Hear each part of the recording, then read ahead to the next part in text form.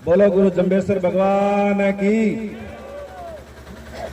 सभी संत महापुरुषों को नमन करते हुए सभी वन्य जीव प्रेमी जो यहाँ आज इकट्ठे हुए हैं, मैंने तो विधानसभा के अंदर अभी जब राज्यपाल के अभिभाषण पर जवाब में मैंने बोला, तब भी मैंने ये बात कही थी कि एक तरफ तो आप लोग एक पेड़ माँ के नाम की बात कर रहे हो और दादी का लगाया हुआ जो पेड़ है खेजड़ी, उसको आप काटने का काम कर रहे हो। ये दोहरी नीति जो आप कर रहे हो, इसको बंद करो। इससे पहले जब वन विभाग पर कट ऑफ था विधानसभा के अंदर पिछले बजट में, उस समय भी खेजड़ी पर जो आंदोलन चल रहा है बीकानेर में, उसको लेकर के मैंने अपनी बात उस टाइम भी रखी थी। और वास्तव में ये हम सब के लिए, पूरी पृथ्वी के लिए बड़ी जरूरी बात है। और ये बात हमें कोरोना ने समझा दी, फिर भी हम लोग नहीं मान रहे।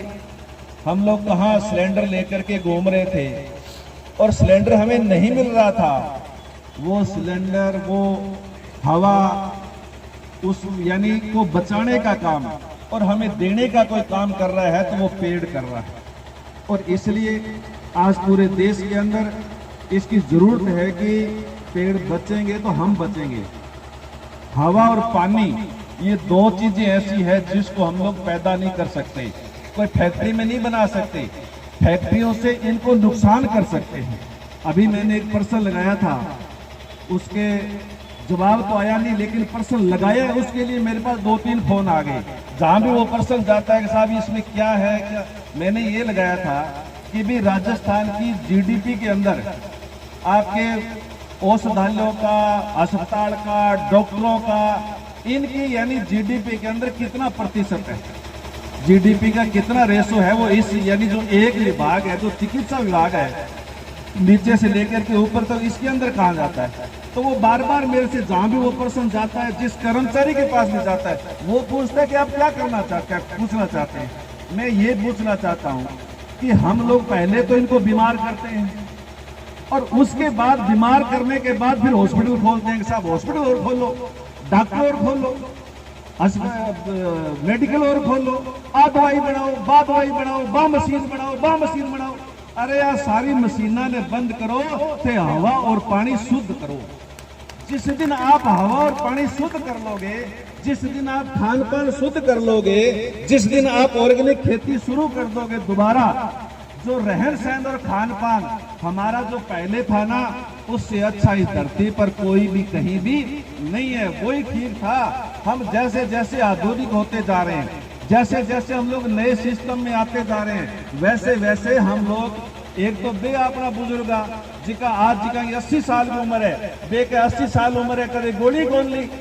और एक बे है जिका जन्म पहला 3-3 टीका लाग जाए। तो भाई बताओ तो सही, हम लोग कहाँ जा रहे हैं।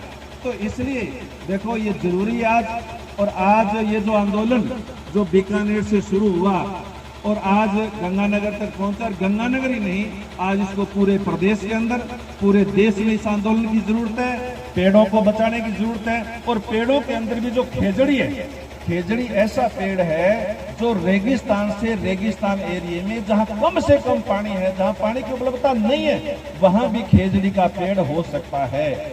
और जहाँ खेजड़ी का पेड़ होगा वहां और भी यानी वन्य जो प्राणी है वो वहां जीवित बचेंगे।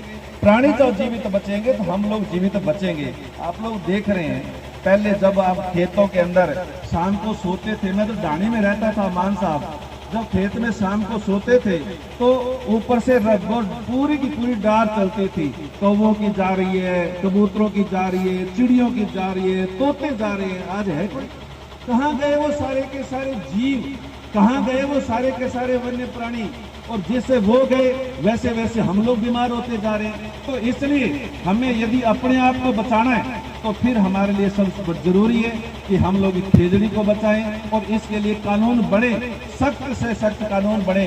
हालांकि अभी ये बात चली थी तो के बिश्नोई जी अभी मिले मेरे को विधानसभा के बाहर कि आपने यार वो बात आपने बहुत अच्छी कही, लेकिन हम इस पे काम कर रहे हैं। हालांकि सरकार कह रही है कि हम लोग काम कर रहे हैं, तो सरकार को इस पे काम करना पड़ेगा और पेड़ों को बचाने के लिए नया कानून लेकर के आना पड़ेगा ताकि पेड़ों की कटाई वो बंद हो।